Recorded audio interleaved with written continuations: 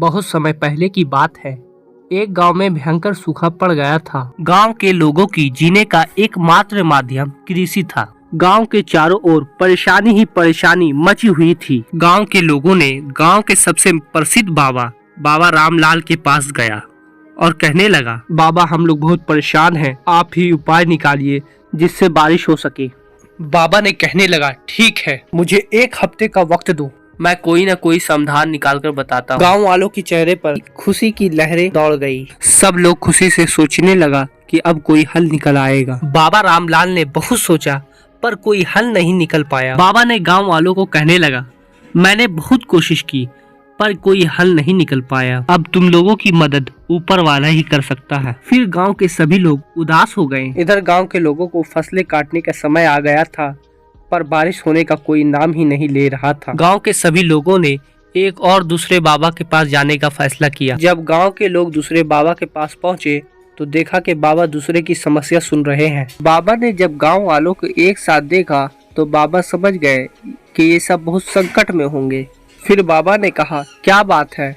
फिर बाबा को बताने पर बाबा ने कहा, इसका समाधान तो है पर सभी को एक साथ मिलकर ईमानदारी पूर्वक करना होगा और अगर किसी ने भी लालच दिखाया तो परिणाम बुरा होगा और तुम लोग सूखे से ही मर जाओगे। फिर गांव के सभी लोग मान गए। बाबा ने इस समस्या का हल करने के लिए बताया कि गांव के सभी लोग रात को अपनी अपनी घरों से एक एक मग दूध लेकर उस नदी में जाकर डालोगे और कोई भी दूध डालते समय उस नदी में नहीं देखना है। अगर किसी ने ऐसा किया सफलता विफल हो जाएगा और सारा हल मुश्किल हो जाएगा। फिर गांव के सभी लोग मान गए और सभी लोग रात का इंतजार करने लगे। फिर गांव के सभी लोग मिलकर फैसला किया कि अगर इस परेशानी से बचना है तो बाबा की इस बताई हुई रास्ता पे चलना है, तभी हमारी समस्या का हल होगा। गांव में एक बहुत ही कंजूस आदमी रहता था। उसने सोचा कि गांव के सभी लोग तो दूध ही डालेंगे, हम क्यों न पानी ही डाल दें। फिर उसने रात का इंतजार करने लगा। फिर गांव वाले एक एक करके आते रहे और एक एक मग लेकर डाल के जाते रहे और कोई ना देखा। फिर वो लालची इंसान आया और वो एक मग पानी डालकर चला गया। फिर सभी लोग सुबह होते ही गांव वाले आसमान की तरफ देखने लगे लेकिन पानी का कोई संकेत नहीं दिखा। इस तरह से काफी दिन गुजर गए लेकिन गांव में बारिश न हुई।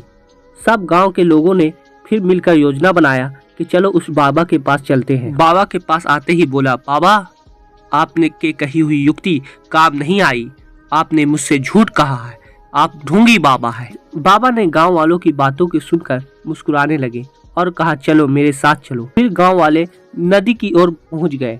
बाबा ने उन लोगों को दिखाया तो वो सब देखते ही आश्चर्य से चौंक गया। देखकर ये सोचने लगा कि ये तो दूध डाला था और पानी कैसे हो गया है। फिर सब ने सोचने लगा कि शायद सभी ने यही सोचा होगा कि गांव वाले कौन देखेंगे, सब तो दूध ही डालेंगे, मैं पानी डालूंगा तो किसे पता चलेगा कि रात में कोई दूध डाला है या पानी डाला है। सब आपस में समझ गए कि सब मिलकर पानी ही डाला था। हमें हमेशा ईमानदार और सच्चाई के रास्ते पे चलना चाहिए। सच्चाई के रास्ते पे चलने से अच्छा ही होता है। अगर हमारी स्टोरी पसंद आई तो लाइक करें, मेरे चैनल को सब्सक्राइब करें और आगे भी शेयर करें। Thanks for watching.